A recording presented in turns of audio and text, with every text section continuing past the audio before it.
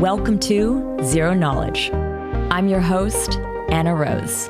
In this podcast, we will be exploring the latest in zero-knowledge research and the decentralized web, as well as new paradigms that promise to change the way we interact and transact online.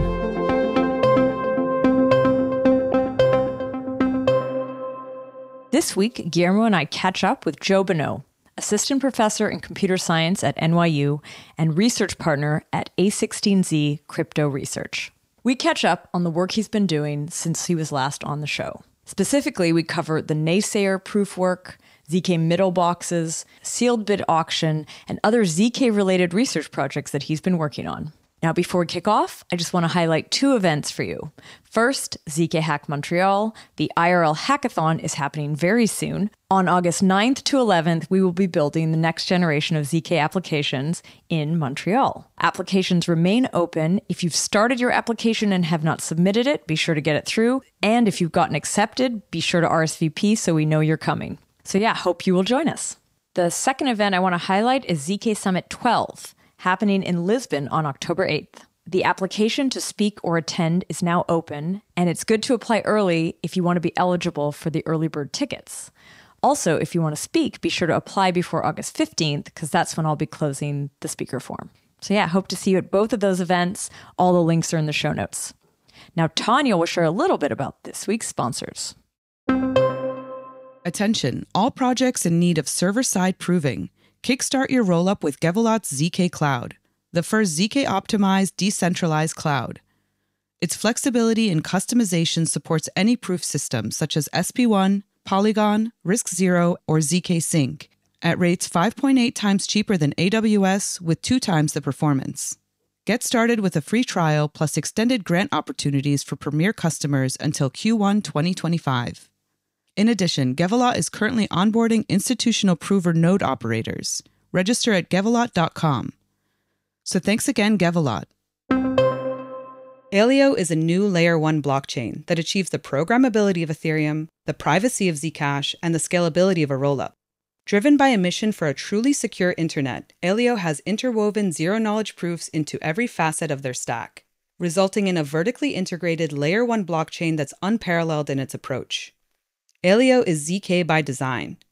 Dive into their programming language Leo and see what permissionless development looks like, offering boundless opportunities for developers and innovators to build ZK apps. This is an invitation to be part of a transformational ZK journey.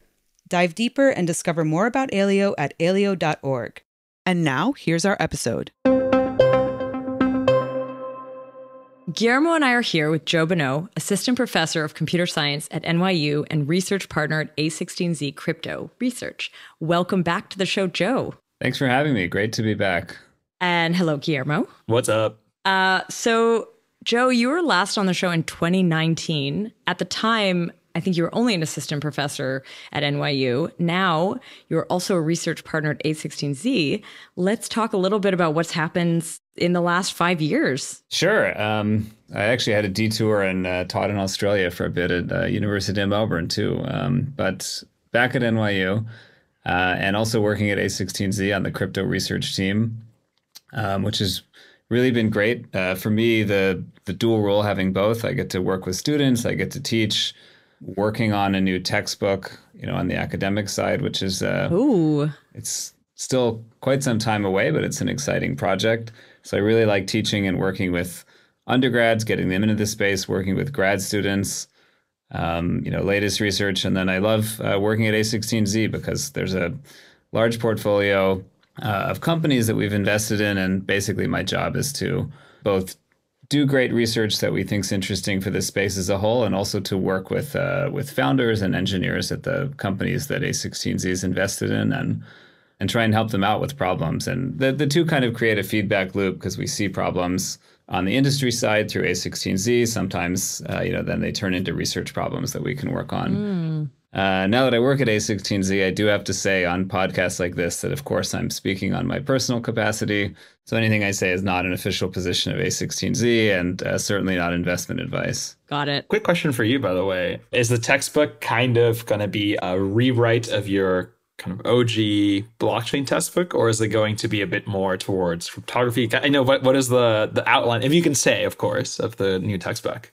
Sure. I mean, I can tell you the current plans with the disclaimer that we're at the very early stages. We're still getting feedback from some people who've taught using the original textbook. Mm-hmm. We do have an outline that we're writing toward, but that could change. But we're actually writing it as a new book. We're essentially starting, we waited so long. It's been 8 years now since the original came out. Right. Some of the original authors aren't working in crypto anymore. Some have left, academia and are full-time in industry. I guess that's Ed Felten and Steve Goldfeder at Arbitrum. Yep. So, lots have changed just among the set of authors. That being said, we decided it would actually make more sense to start fresh. In particular, the original book, more than 50% of the text is specifically focused on Bitcoin. Mm-hmm. And as you know, even though Bitcoin is still going very strong, the amount of mindshare and the amount that people discuss Bitcoin and are building on top of Bitcoin really doesn't compare. So the new book will be much more anchored on Ethereum. The practical examples will mostly be Ethereum and Solidity, which was enough of a change that we decided to rewrite. We are thinking about it as a replacement for the original book. The original book will still exist. It will still be possible to buy, and people who do have a particular interest in Bitcoin might prefer it. But we are thinking that for most people teaching a first-year college course on cryptocurrency, the new book will make more sense. It will obviously cover smart contracts, mm-hmm. a little bit about DeFi, modern consensus, a lot of things that weren't around in 2016. Do you think it might touch on ZK? Yeah, that's a good question. The whole cryptocurrency space is so big now. It's really a rush to fit the whole thing into a one-semester course, which is what most professors that I've talked to who are teaching in this space are given, is basically one course. Mm-hmm. We did at NYU last year, actually, we had the opportunity to have two courses. So I taught an introductory course, and Benedikt Bunz taught an advanced course that focused mostly on ZK. Cool. That's a little bit of a luxury, though. I think most professors don't, there's not room in the course catalog for two different cryptocurrency courses. Mm. But to answer your original question, we'll probably have one chapter on ZK that will mostly black box the math and the mechanics of how it works, mm-hmm. and talk about the applications that it opens up. That's cool. Has the perks of being more practical, but I feel like consensus in Ethereum is actually a rather complicated beast. So I don't know. I'm curious to see how that turns out, because like proof of stake in general is can be quite complicated fairly quickly. Yeah, it is going to necessitate rethinking the flow. Mm-hmm. When you teach Bitcoin, the nice thing, since Bitcoin consensus is so simple to define, mm-hmm. the analysis is a little bit more complicated, but it's very simple to define. Sure. That you can start from the practical example of this is how Bitcoin consensus works. And then you can zoom out a little bit from there, and you can think about consensus in general and other ways that you might build it. With Ethereum, we kind of have to go in the reverse order. So we have to say, here's what consensus is trying to achieve and some general concepts. And then how Ethereum consensus actually works is the more advanced thing that comes later after you've got it, sort of established the high level goals. So essentially, you start by saying, look, here are kind of data of some mechanism, and there exists a thing which we call Ethereum, which satisfies it. We'll explain later exactly how it satisfies it, but exactly, given this, we now have a blockchain. Let's go have fun with this particular thing. Yeah. In particular, consensus, we're thinking about roughly 3 sections of the book. One is kind of basic mechanics of a blockchain, signatures, hash functions, things that you really need to understand anything, and just the general idea of decentralization. Mm-hmm. And then there will be a lot about smart contracts and how you build applications on top. And then a bunch about ways that you can make the whole process more interesting, have better privacy, have better performance. And it's really only there that I think we'll be able to explain how Ethereum consensus works at any level of detail. Right. It's just too much. If you try to explain Ethereum consensus before building smart contracts, I think people are never going to get there. Mm. Yeah, this is the explaining category theory before learning to add type problem, Yeah. We should start from set theory, what is a set, before you learn how to do 2 + 2 = 4 or something. Yeah, and I think with Ethereum, the core thing that you want to get to as fast as possible, I think, is just a smart contract. Yeah. People can, if they have a programming background, they can usually look at a smart contract written in Solidity and start to understand what it's supposed to do. So you can see the end goal, and then you can say, okay, how do we build a platform that will actually run this smart contract and enforce all of the guarantees so that it's actually interesting? Yeah, no, absolutely. It is interesting too, because it also has the like property of like, you know, how do you address state is kind of implicitly encoded in the Solidity contract, stuff like that, which is like very useful in understanding why we do things the way we do in Ethereum, for example, or something like that. Yeah, definitely. So last time you were on, not only were you not yet a research partner at A16Z, but you also were talking about a different topic, VDFs. And I'm sort of curious to hear from you, like, what's happened to that research and what's happened to VDFs? Did they get incorporated into the systems that we expected them to? Or yeah, what's going on there? I don't know if you've sort of like stayed in that space. Yeah, it's a great question. I've definitely stayed in this space. So I've published a couple of papers since then. The field has blossomed a lot. There have been, I mean, I would guess about 100 follow-up papers to the early VDF papers in 2018 that introduced the concept. Mm-hmm. So I think the results have been mixed in a sense. Probably the good news, or the interesting news, is that the original work on VDFs has led to a lot of other interesting things. I would talk about delay functions in general, which are just cryptographic functions that are supposed to be slow, some of which don't have exactly the API or the properties that we thought of with the original VDFs. So I think we've actually found a lot more applications for them since then. There have been papers not just about randomness beacons, which was kind of the original motivating applications, but about applying VDFs to things like auctions, things like voting, or to multi-party computation, MPC as a whole. So we found that they're a sort of a more universal building block than we expected, maybe, which has been great to see. The research community has kind of taken this and run with it.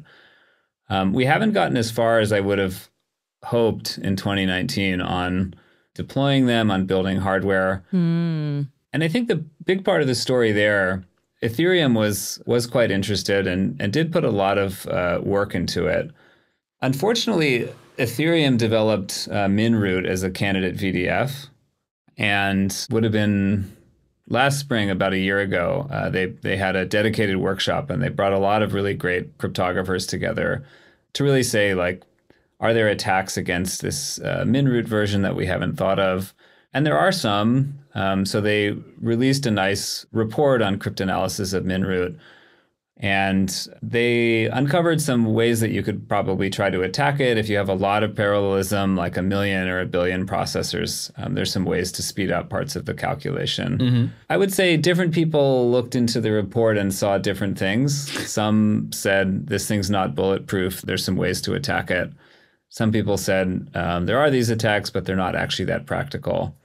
So depending on who you ask, VDFs are on some sort of moratorium or deprioritization at Ethereum. I see. They don't have an immediate place in the roadmap anymore. The main place that they would help, that they could potentially plug into Ethereum, is on the beacon chain. Mm-hmm. So there's currently a known hole, potentially, that validators or stakers can withhold their contribution, their Randall contribution, when it's their turn. And that does give them, for each slot, there's 1 bit of bias into future values. So you can bias the randomness a little bit. And there's a cost to doing that, right? You know, at the very least, you miss out on your block reward. So the story today is basically that there's some level of crypto economic security. It is possible to manipulate the randomness, but you're disincentivized economically from doing so. If you add VDFs to the picture, then there's not actually any way to attack at all anymore, unless you had a speed up where you could compute the VDF much faster. So I think that my current understanding and based on conversations is that it's still something that might happen in the future. Maybe there's a bit of a wait and see approach. If people start withholding, if this attack becomes practical, then it would be time to add this in. But as far as I know, it's not on the immediate roadmap for Ethereum. There are a whole bunch of other projects and people looking at VDFs for things. I feel like there was a time where there was a hardware component to this as well. I know some of the teams that were working on these VDF hardware. I don't know if it was an ASIC for VDFs. Seems kind of like counterintuitive if it's a delay function, but yeah, I think a lot of those have switched, as far as I know, to working on like ZK prover tech. Yeah, it does seem a little weird. Why would you want, if it's supposed to be slow, why would you want hardware to make it fast? Yeah.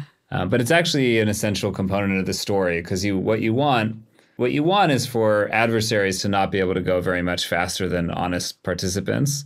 So if you assume the adversaries might build dedicated hardware to speed up this computation, the idea is you want the honest parties to have it too. So, if you invest some money into having a decent dedicated ASIC that can compute the VDF, then the amount of money an adversary would have to invest to, say, compute twice as fast could be really, really large, right? Whereas if you just implement in software, then maybe the adversary could cheaply run it on an FPGA or something and go much faster than the software, and that would be a problem.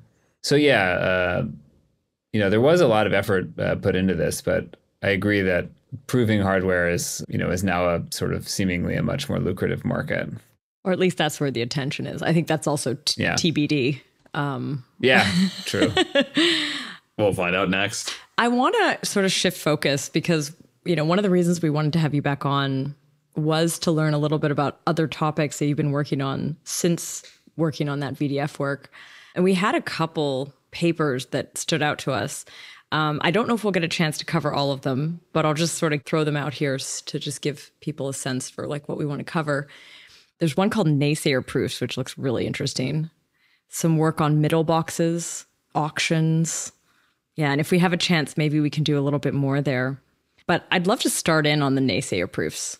Maybe just give a bit of a background on this work. And what I understand it as is it's almost like an optimistic ZK or something. So like, and I've heard that referred to like, ZK rollups that are like optimistic, but ZK, but I think they mean it differently. So this is a cryptographic optimistic ZK proof. So yeah, I'd be really curious to hear more about that. Yeah, sure. This is a really fun work. I think it's quite conceptual, and the original paper is only 8 pages, which it's really very lovely. Actually, it's one of the first ZK papers that I actually picked up and could just like read from top to bottom and be like, I get it, and this is good. Like this is great. It's written in a way that Guillermo likes it. That's so rare. That's shocking, one might say. Yeah. Well, yeah, glad you enjoyed it. As a side note, this has bothered me about the crypto space for quite some time, that the average length of crypto papers over the years has gone way up. Yep. Literally insane. If you read crypto papers from the 90s, they're quite short.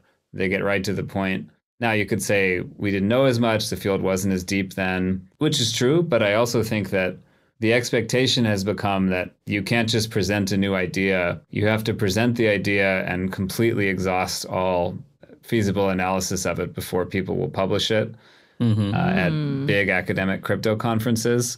And I think that leads to a lot of premature optimization, where researchers have to spend a huge amount of time working out the details of some new idea that more than likely is never going to get picked up or will fail for reasons that don't have to do with some subtle detail of how you prove the thing secure. So I have always wanted, if there's a way to do it, to get back to a space where people publish the idea first, you get some feedback from the community, is this idea interesting? And you can always do the deep analysis later if there's sufficient interest in the idea itself. So I've wanted to do that with other ideas as well. In this case, I really said we can really present this idea succinctly and have a really nice short write-up that will be readable. I feel like it doesn't ETH research, the like message board, sort of try to fill that gap of like presenting ideas before you write the paper? Or is it too short there, too early? Yeah, that's a good point. It definitely does. And some interesting cryptographic ideas have come about there. There's some limitations. I mean, they're often not writing in LaTeX. It's often harder to write super clearly. References and things aren't quite as easy. Maybe a bigger problem is just academic snobbery, that they don't like to read things that aren't PDFs. They like things to be on ePrint or archive, and that's kind of the currency of that world.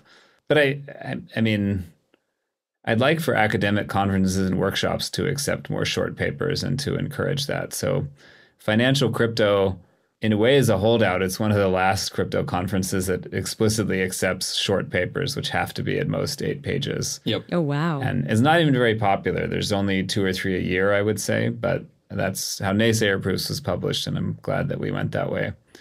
But that's a big detour. I should probably tell you what Naysayer Proofs actually are. Sure. Yes. So like you said, it is kind of an intermediate point between doing full ZK or succinct proving of a statement and doing just optimistic verification where you assert the statement and then have to do a fraud proof game if somebody disputes it. The observation that we started with when we were thinking about it is that a typical rollup or other kind of similar service will publish updates with a proof regularly. They might publish dozens of these a day. And most rollups, essentially every rollup that we could see has never published an invalid proof. So these proofs get published. In some cases, they're sort of big. So it's a lot of data to put on chain. Some of them are expensive computationally to verify.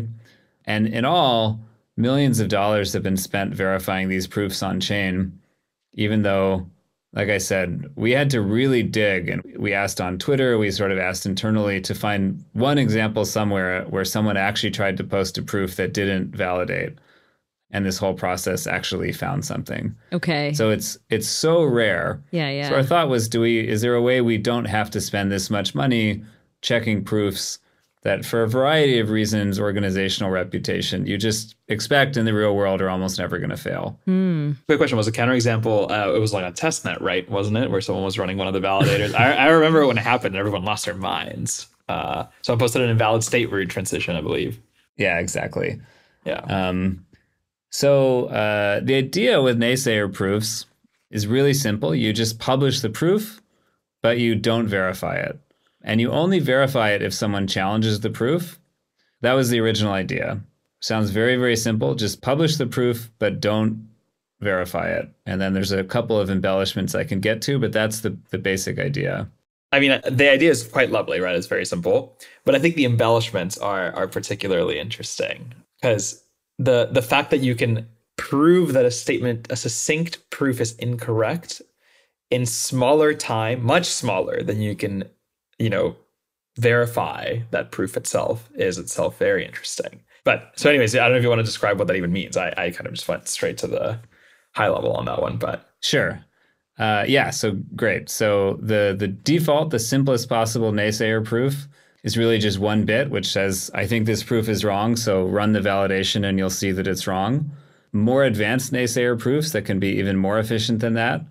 You don't just say the proof is wrong. You say the proof is wrong, and this is exactly the part of the proof that's wrong.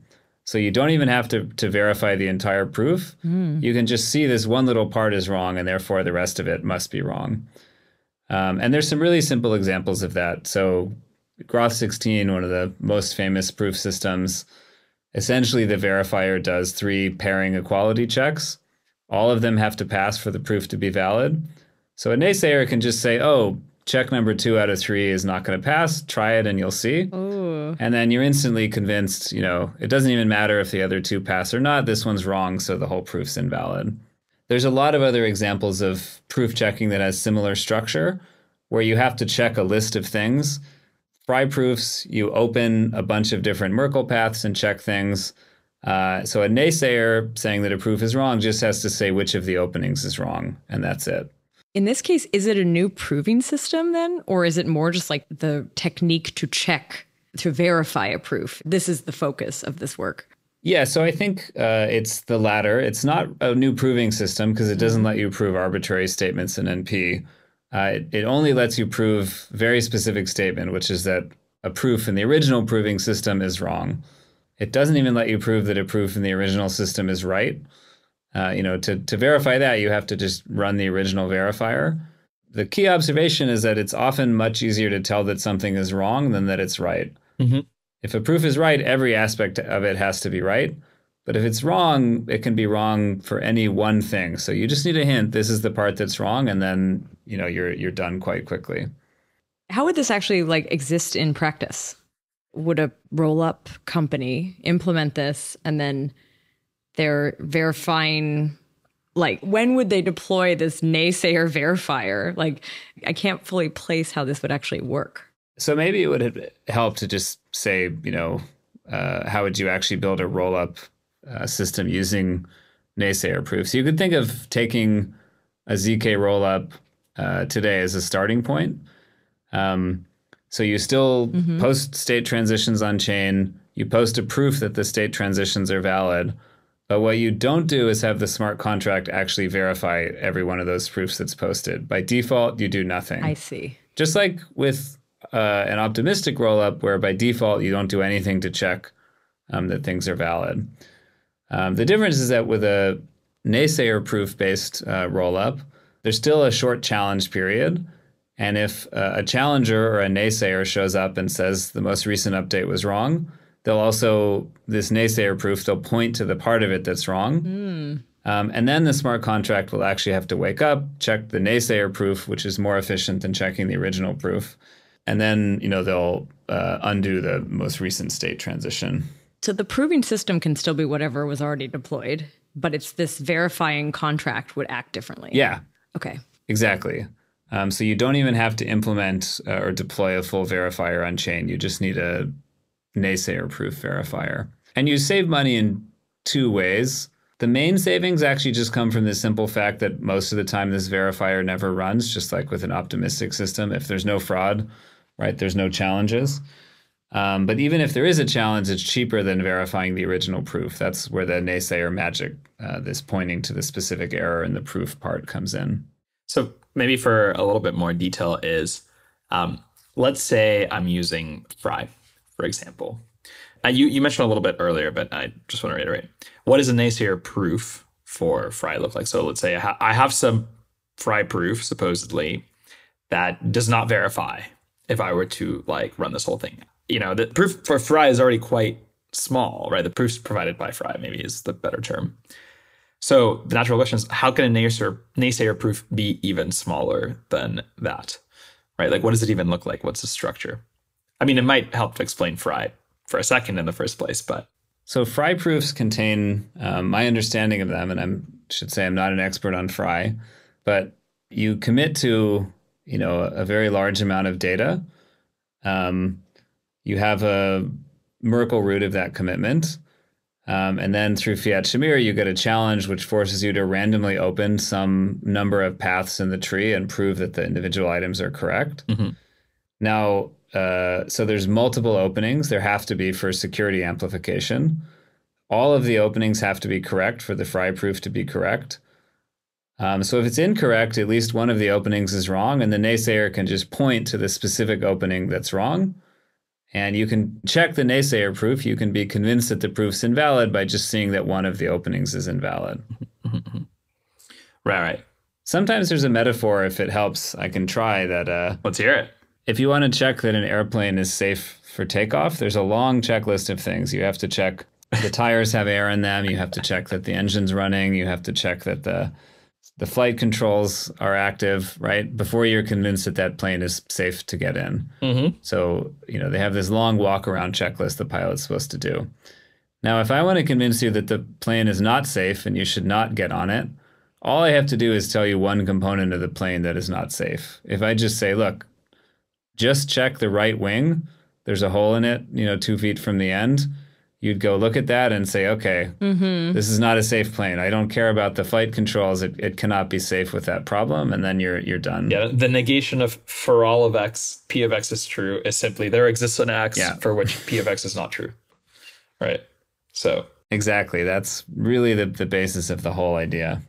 The thing is, there are already optimistic rollups. So what is the benefit of having a system like this? Is there anything extra that you get from doing all of these proofs? Yeah, it's really, really good question. I think it's actually helpful to think of a spectrum, and the two endpoints, which are pretty well known, are optimistic rollups and ZK rollups. Naysayer proofs or a Naysayer rollup would exist in the middle. It has some of the advantage and disadvantages of each.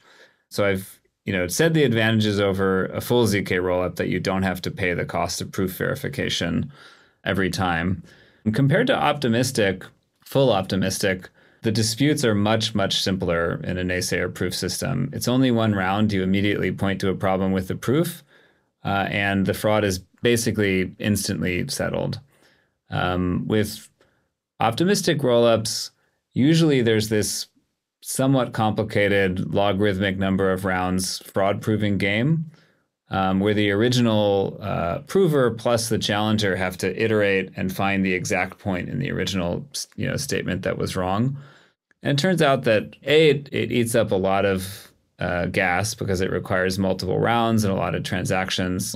It's also sort of error prone. Both parties have to be online. They have to go back and forth.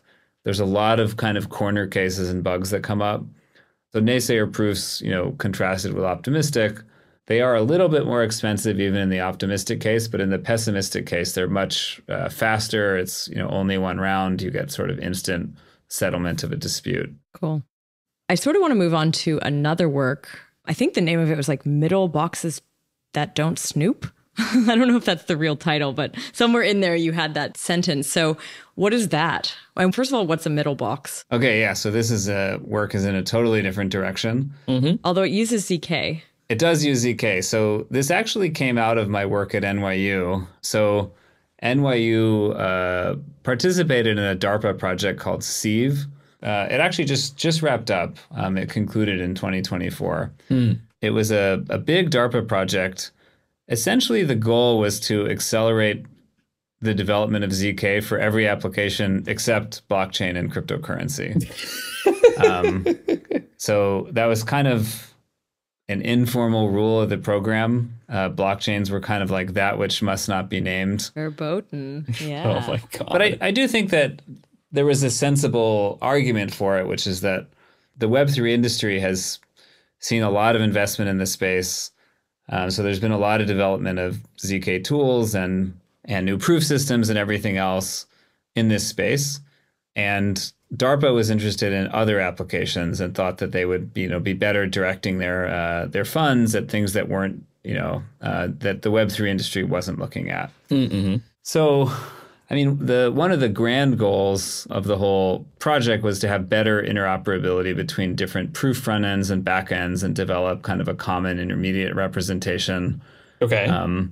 So that you could mix and match. You could have different ways of specifying the statement you were proving, instantly compile and run it on different backends and see which was the most efficient. So there were a lot of really nice ideas, plus a whole bunch of interesting applications. I mean, people were looking at proofs of software exploit, proofs of, things like ML models being trained or that some linear programming optimization was done correctly. So that was basically the challenge was like, what can we do with ZK that, has nothing to do with the Web3 industry, but is interesting. That's awesome. So along with a bunch of colleagues at NYU, we wrote 2 papers actually on this notion of zero knowledge middle boxes. And it's basically an application of ZK to try to get better privacy on the web. So Middlebox is really just any computer that sits between you and the server that you're trying to get to. Truly a middle box. Got it. Yeah, exactly. It's usually defined as one that actually does something. You could think of every router as sort of being like a middle box, but they're not usually called middle boxes unless they're actually changing the traffic in some way. But for example, there's middle boxes that act as firewalls that try to prevent attack traffic from entering or leaving your network. There's loss prevention middle boxes that some companies have installed, data loss prevention that try to prevent employees from uploading sensitive documents and shipping them out from the enterprise network. But probably the most common and well-known middle box is for filtering. So if you browse the web on an airplane or a coffee shop and you try to get to a website that says it's blocked on the local network, usually it's an adult content filter. And these are pretty widely deployed. So there are lots of public Wi-Fi networks. There's a huge industry of parents setting them up in the home, typically, who if they have young children at home and they want to have what's sometimes called a family filter. And of course, in some other places in the world, you think more about censoring political speech and things like that. In the US context, the dominant application is usually filtering adult content. Okay, so where does ZK enter the picture? Yeah. So basically, Middleboxes have existed and worked for a long time implementing these filters by just blocking DNS requests. So they work at the DNS level. They don't let you figure out what IP address corresponds to the name of the domain that you're trying to get to. And that worked for a really long time because DNS was never encrypted. Even with HTTPS and like the growth of encryption everywhere else on the web for your content, your DNS queries weren't encrypted until really the late 2010s when encrypted DNS started to become a widespread thing. In many ways, they're still kind of not encrypted though, right? I mean, unless you use, I don't know if Chrome has a specific thing, but for sure Safari does not encrypt DNS like requests in general. Safari, I don't know about. Firefox uses encrypted DNS by default and has for a couple of years now. Oh, interesting. Okay. So the interesting thing is that when Mozilla planned to turn on encrypted DNS, this conflict came about that it was going to break filtering on all these networks. Now, it turns out there's actually a law on the books in the US that says that schools that have 12th grade or below students have to filter the school network for adult content. Okay. It's been a law since, I believe, 2003. So the implications, is basically Mozilla realized if they turned on encrypted DNS everywhere, schools around the country would be forced to remove Firefox, not allow people to use it because, it would get around their filter. Interesting.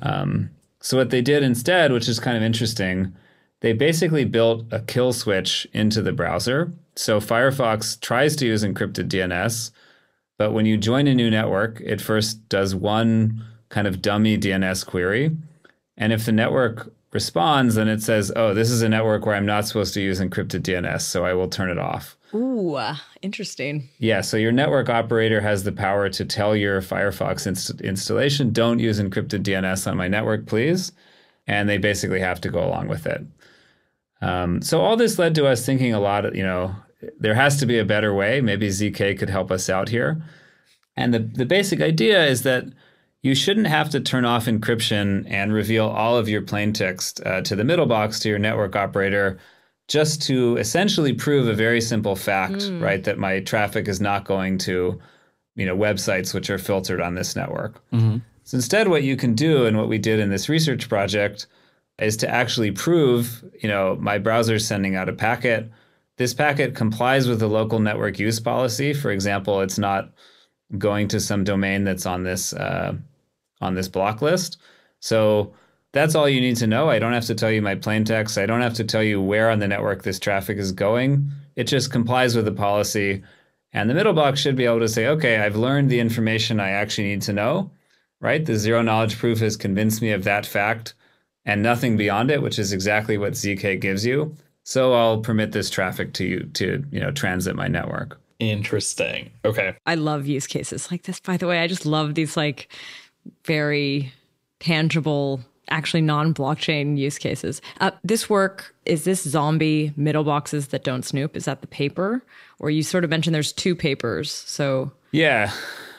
So there were two papers. The first one was just called Zero Knowledge Middle Boxes. And then that was a bit more conceptual. We did an initial proof of concept and laid out this paradigm that you could use ZK to prove that you comply with network use policies. The zombie paper is more of a built-out system where we optimized and we tried to see, could we get the performance to work here? Now, this is a really, really challenging space performance-wise because basically you have to compute a proof for a packet that you're sending out on the network, and the proving time translates directly to latency for the human that's sitting there at the browser browsing the web. And, people are really, really latency intolerant when they're browsing the internet. Adding a half a second makes browsing the internet really unfun.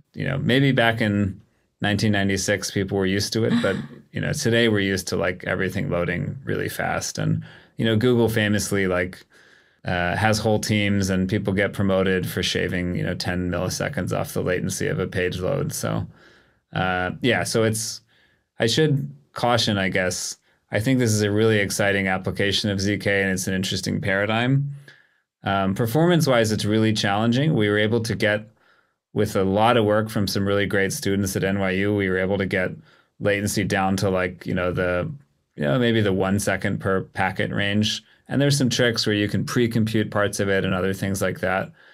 But it's not really, with today's proving systems and without any hardware acceleration, it's not really ready to be something that you can really prove every packet that you're sending out from your computer. The DNS example is maybe a little bit more practical because it's not every packet, it's just your DNS requests, which there aren't that many of. And it won't add latency to every packet, just your DNS queries, and maybe, the time is tolerable there. Interesting. I mean, what's interesting there too is that as if you're using some simple system that you can actually tune the security parameter for, like the hero or fry or something like that, it doesn't matter that it's like to the -80 or whatever, is a security parameter, right? It just matters that it's, reasonable enough. So I feel like, if you set a parameter as like every 1 in 1,000 passes, incorrectly or whatever, it doesn't matter. Like, great. Okay. You've shaved a crap ton of queries. Well, specifically, sorry, ZK queries, not queries to the DNS server. And, it functionally is the same, right? If 1 of every 1,000 or so packets happens to verify correctly, okay, well, big deal, Yeah. I don't think that's that big a problem. No, I think that's a great point, that the benefits of this space, and again, it's interesting to work on because it's so different maybe from the Web3 dynamics that, that a lot of people in the space are used to. You definitely don't need the same security level. The whole thing about filtering, there's a lot of ways, if somebody wants adult content to play on their laptop on an airplane really badly, they can pre-download it before they get on the plane. They can type in an IP address manually. That gets around most DNS filtering today. So, filtering is not really designed to be ironclad. There's ways to get around it. We liken it more to sort of putting up fencing at a concert or something like that. It doesn't need to be a fence that people are incapable of climbing over, but it's, it will keep most of the people in sort of the place that they're meant to be. So yeah, I think you could operate the proofs at a lower security level. Another thing that's interesting is that the proofs could be much bigger. You're only sending them typically over the local network. So if the proof is 100 kilobytes, it's really not a big deal at all. Whereas in the blockchain space, right, that would be terrible and unacceptable for most applications. So it's kind of a very different domain here. You should think about kind of like low security parameter proofs for this kind of stuff. I think it would be fascinating, right? Because you could for the hero proof where your secure parameter is like to the -5 or something, they're both tiny and extremely fast. That might be a little low because a malicious client can grind over that. Sure. But look, if you have a malicious client that's grinding or whatever, maybe to the -10, but if you're doing it for every DNS request, come on, you have other problems to deal with at that point. That person's probably just doing something else. It doesn't need to do 2 to the 80. Yeah. Right. 2 to the 40 might be pretty solid. 2 to the 40, 2 to the 20, 2 to the 10. Yeah. I don't know. So I do wonder, at what point, when did this work come out? What systems were you actually looking at when you built this? So the original paper, I believe, was 2022. Okay. And the follow-up was this year, 2024. Okay, so it is recent then. Yeah. Oh, so you're asking what proving systems? Yeah, I'm just kind of curious if some of the small fields Binius work or anything, I don't even know if it would be relevant here, but any of the new sort of proving systems were already out as you were working with this. Yeah. So, we used Spartan in Zombie. Which Spartan in Zombie. Yeah. Sounds so cool. I know it sounds like a Halloween costume or something. But so Spartan, has a fast prover, relatively large proofs, but is a good fit for this space. Interestingly, we didn't use Jolt or Binius or Jolt plus Binius, even though, my student Arasu, who is the lead author of Jolt, was also involved in the Middleboxes work. But there's definitely a lot of future room to optimize, and different people are sort of exploring this whole ZK Middlebox or even ZK applied to network traffic idea. So I think that we'll see a lot more optimization in the future. Cool. It might fundamentally be a question of if you believe that in the future, a lot of consumer devices will have ZK acceleration in them. Wow. So, I've heard this vision. Maybe it's been discussed on your podcast too. I don't know. Tell me what you're thinking here. hardware acceleration has been discussed, but like... Yeah. So the initial, all the initial focus is on having this hardware in the cloud to do big proofs for rollups and things like that. Yeah. It's possible in the future, it will downstream a little bit to client devices. So your laptop might have a ZK coprocessor on it. I mean, I think it probably even better chance it will have like an AI coprocessor on it, like a tensor processing unit. But the idea is that, if we find enough applications of zero knowledge to privacy, then this could be something that, device manufacturers would say like, oh yeah, we should accelerate this so that our users can get access to these great privacy enhancing features, like nothing to do with blockchain. Yeah. And there's other applications too, where being able to, if you could prove things really efficiently on your laptop, there'd be nice privacy benefits to that. This is so cool. I love this idea. Yeah, I mean, it's really, I think, on the community, I think, to demonstrate enough that, interestingly, like, we always say, like, most of the time when people say ZK and the blockchain space, they really just need succinct. We're like barely using the ZK and the privacy part of it at all right now. To get the privacy, you're going to have to go more towards the client anyway. Yeah. I think it's because it's all server side.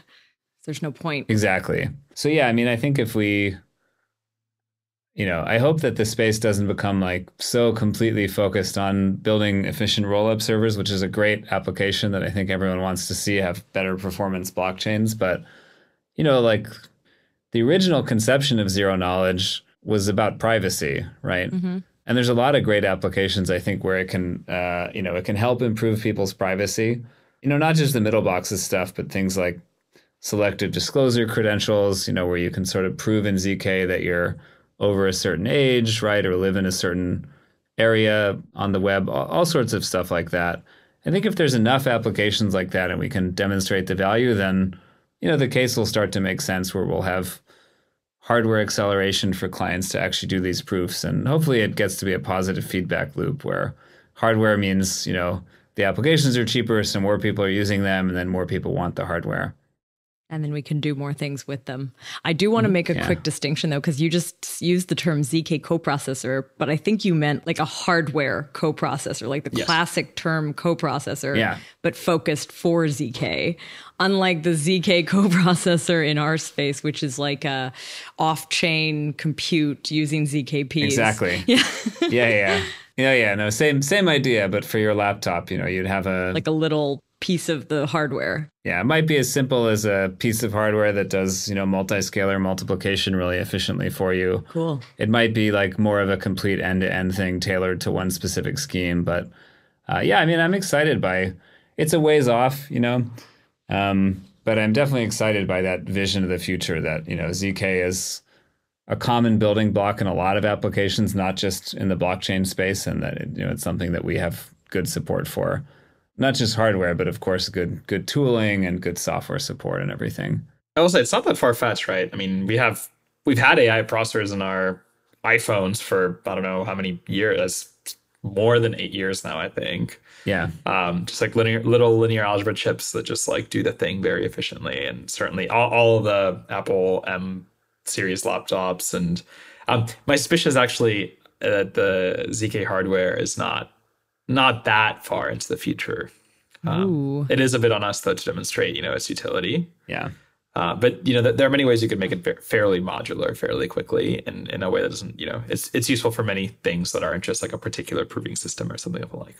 Is there any other work that you've done in this sort of non-blockchain ZK space? Definitely actively working on it. So one answer is that there have been a lot of applications of succinct proofs to transparency logs, which kind of look like blockchains if you squint at them, but they're usually sort of run by one company. So certificate transparency is, the best known system. There's other things like SigStore, which are binary transparency for software programs. And all of these are basically aiming to create a public log of, certificate transparency is all certificates that are, in existence and valid. Binary transparency is all versions of a piece of software.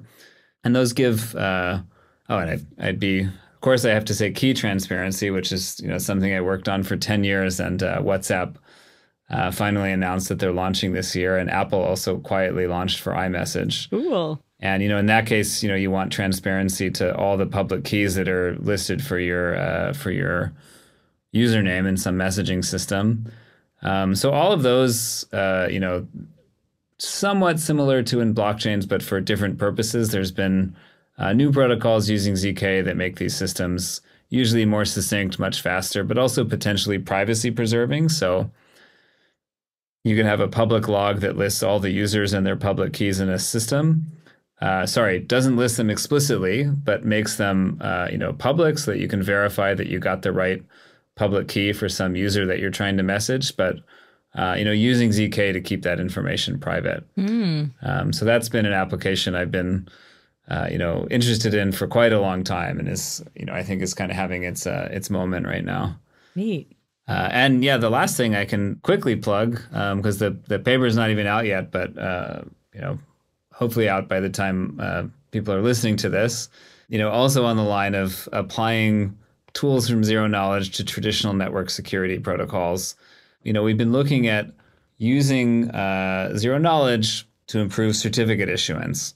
So every website that you go to on the web, you get a certificate asserting that you got the right public key. That translates into the little glowing padlock, which actually the padlock is going out of style pretty quickly. Browsers have decided they don't want to show a padlock. They just show you nothing if it's actually secure and otherwise, like a scary warning. Correct. Yeah.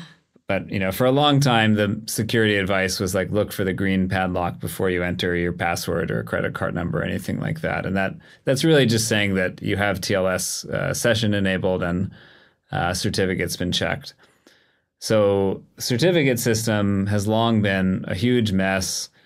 People in the security space always, bemoan how your browser trusts a few hundred different certificate authorities. All of them can issue a certificate for any domain on the whole internet. If you want to get a little scared, you can look in your browser's actual certificate store and see all the certificate authorities that you trust.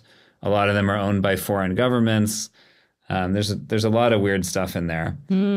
But yeah, if you get a new laptop and get a fresh install of Chrome or Edge or whatever browser you're using, there's this huge set of parties that you're asked to trust. And there have been a lot of incidents where they've been hacked, issued a certificate incorrectly. Different things have gone wrong. So the security community has tried for 20 years to say there has to be something better than trusting these weird certificate authority agents. It's been pretty hard, right? Aside from certificate transparency, we haven't had a really good proposal for what to replace it with. There's been the idea to use the DNS system. So you already trust DNS to figure out the right IP address. So why not get the right public key at the same time? And the answer has basically been that DNSSEC, the secure version of DNS, which actually signs everything, is a very bulky, kind of unwieldy protocol. It's really based on RSA signatures. The records are big. You have to get this full package of signatures from different parties. Validating a full DNSSEC chain is, it's a pretty big process. So basically, for performance reasons, we haven't been able to use that as a distribution point for public keys.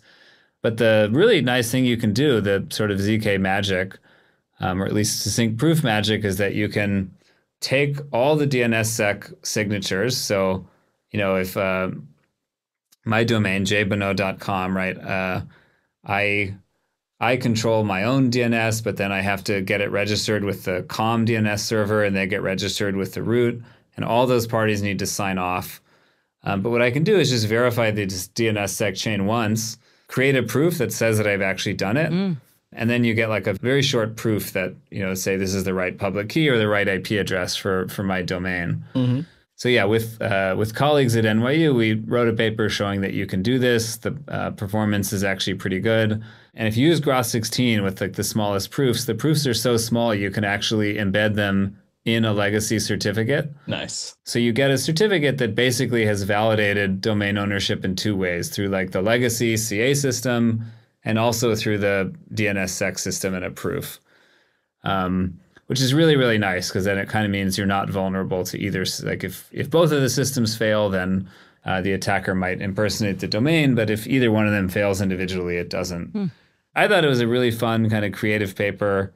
The technical challenge was a lot of, representing crypto like RSA signatures that's quite old efficiently in proof systems. You don't have the luxury like in blockchain space sometimes of being able to pick your crypto specifically to be proof friendly or circuit friendly, have an efficient representation. If you're dealing with these legacy protocols and trying to accelerate them in ZK, you just have to deal with what's out there. It's really, really difficult. It takes 10 years for protocols like this to actually change. Wow. But in general, I think that this is a really fun application of ZK to sort of, you can think of it as like trying to fix some of the really messy, complicated network security protocols that are out there, but are really, really hard to change for a variety of reasons. Yeah, this fits very nicely into, I don't know who said it first, but you can view ZK as kind of like a universal translation layer, right? Of like ZK is like you have these systems which are ugly and stuff, and you can think of them as like ZK as like a nice, like beautiful like box that just like encapsulates it and gives you like a nice short version of it. And you can treat it as like, okay, that now exists out there. Here's a proof that we've done all this shit correctly. Please take it and verify it as needed. And the rest is all detail, so to speak. Wow. It's really quite a lovely, very much looking forward to reading the work.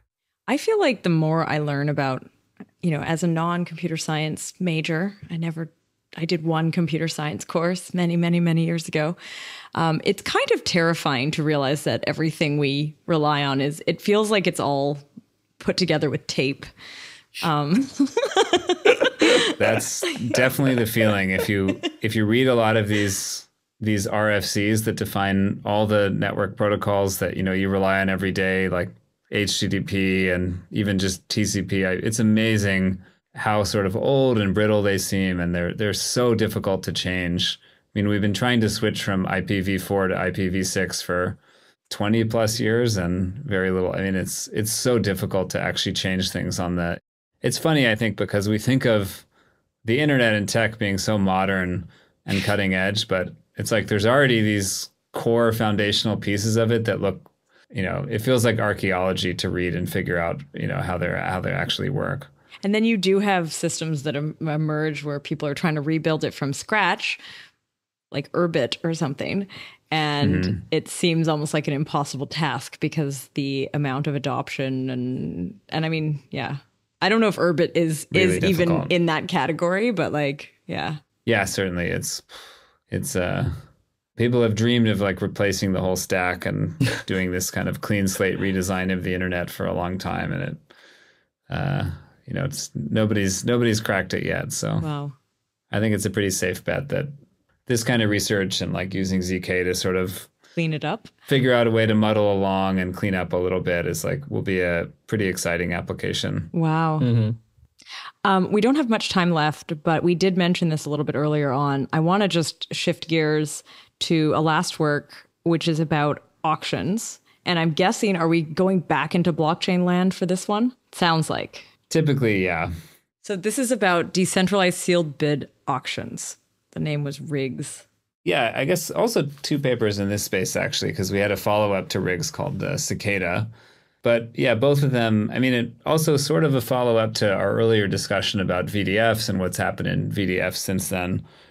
So both RIGS and Cicada are about using time lock puzzles to implement auctions. So it's sort of like a conceptually simple problem that has parallels all over the blockchain space.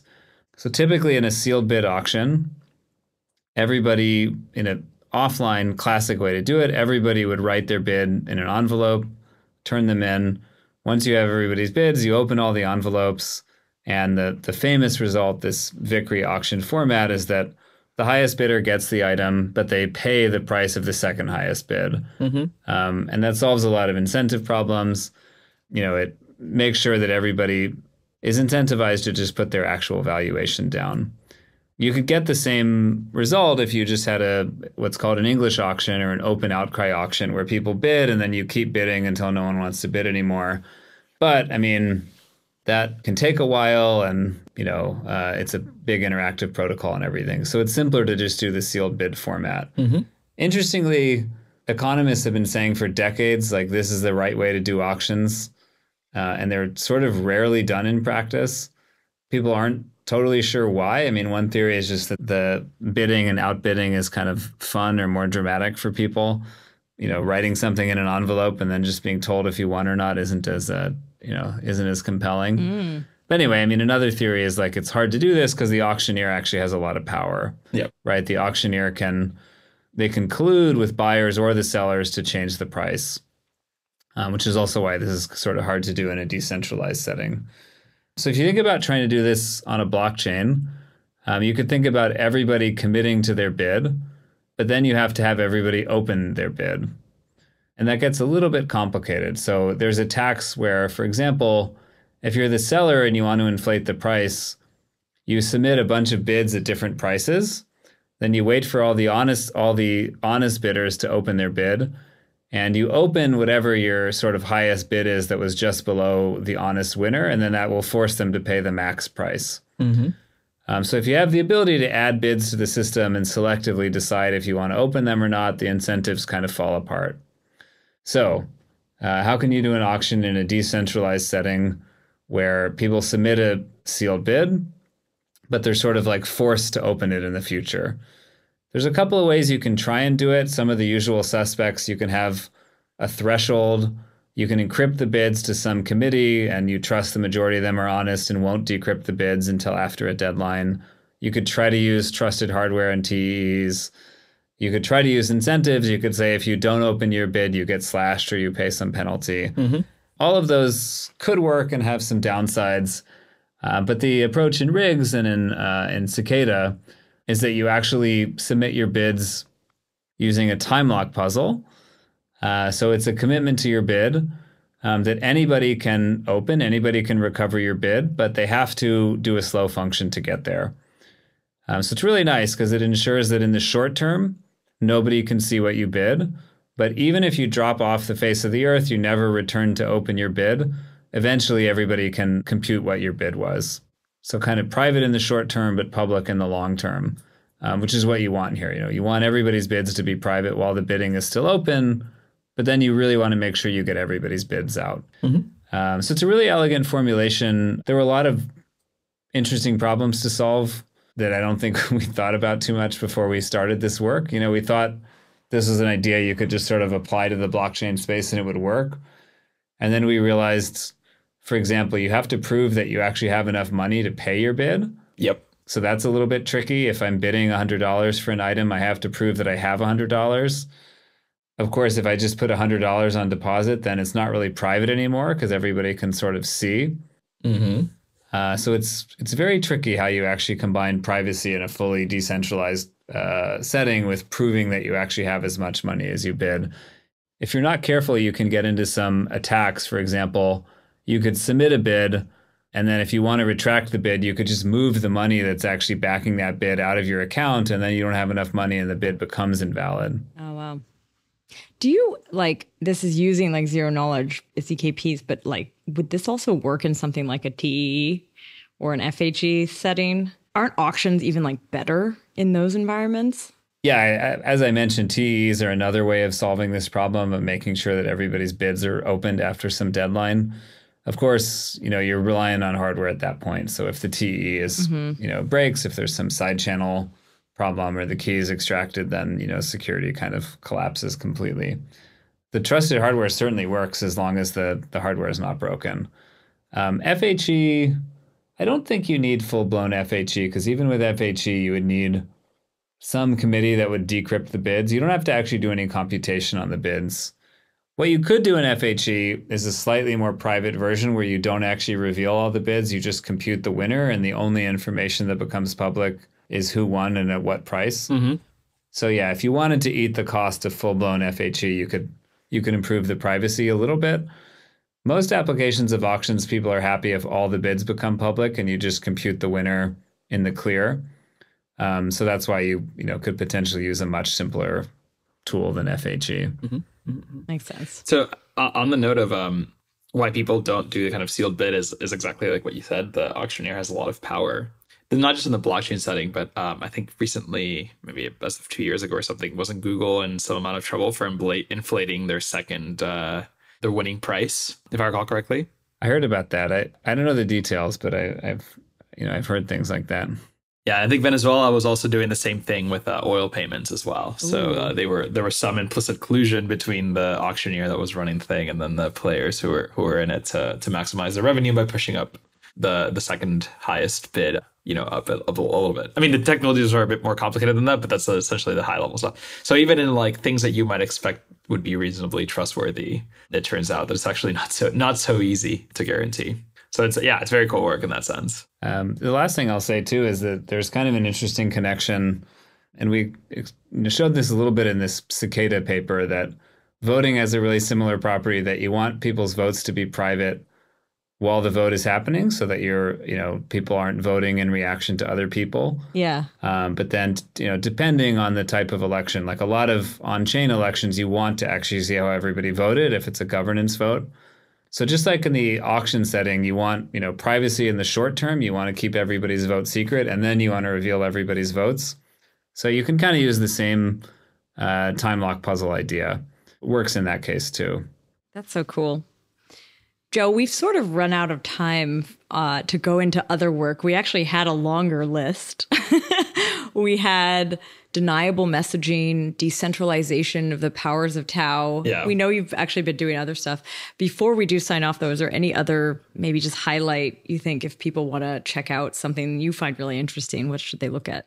So, first of all, thanks for having me. It's great to be back. And I guess it's good. In 5 years, I've done enough work to fill an hour conversation. Is a good sign. Yeah. Plus more. We just don't get a chance to get to it. Yeah, I guess, I really like my role, like at NYU and at A16Z, and the fact that I get to work on so many different projects with so many great students. I feel like I should always disclaim, both as a professor and, as a research partner at A16Z with really great research interns, most of the work I'm talking about was done by students. So, of course, I have to give them all the credit for, doing the hard work on these projects. But I consider myself really lucky that I get to work on, a variety of different, really different projects. Mm-hmm. And yeah, the second thing you asked, I guess I would say the Fair Data Exchange project, FDE, also came out of the, A16Z research program. That was really fun. I think there were 5 different students who collaborated on that paper, trying to solve this problem of how you can atomically pay somebody to download some data that they're holding. I know we didn't have time to get into that work at all. It is going to be presented at SBC next month. So, oh, cool. Very nice. I would guess a number of your listeners are going to go to SBC, and that's, I guess, should be happening soon after this episode airs. So yeah. So before we sign off, I did just want to kind of highlight something. The last time I saw you in person was actually in Athens at ZK11. And then I was really happy to see that you guys you did like a write-up of what you saw there. Was that your first summit? Just real quickly. It was my first time at ZK Summit. Yeah. Cool. I will quickly plug ZK12 is happening in Lisbon in October. So we'll add the link to that. And actually applications, as this airs, they're open. Nice. Applications to speak and to attend. But yeah, kind of curious, like, what was it for you? Well, what did you think of it? You're coming in at like a ZK11 at this point. So it's like a pretty big event. Didn't start that way, but yeah. Yeah. I'd seen some of the recorded talks, I think, from some of the other events. I believe, right, that the talks are recorded from the past events? Yeah, for sure. They're all on YouTube. Okay. Mm-hmm. Yeah, so it felt familiar, even though I hadn't been explicitly, because I'd seen some of the talks. And, there's a lot of overlap between different conferences. So it was a lot of familiar faces, but it was amazing to see that much energy around ZK specifically, and all these people that, I've seen, people starting companies, people maintaining libraries, all that were all in one place. So yeah, it was really great. And A16Z said, why don't you write a short blog post saying what you saw? And I, said sure. And I think that it actually helped, because it forced me to think about, what I thought were the interesting trends. But no, I loved it. It was a great event. Nice. Yeah, well, I hope we'll see you at the next one. Well, thanks, Joe, for coming back on the show and sharing with us all of this work that you've done, like all of these different topics that you're tackling, a lot of them using ZK, which is so cool. Yeah, thanks so much for being here. Yeah, it was a blast. Thanks for having me. So yeah, thanks, Guillermo, for being the co-host for this one. Thank you for having me. And I want to say thank you to the podcast team, Rachel, Henrik, and Tanya. And to our listeners, thanks for listening.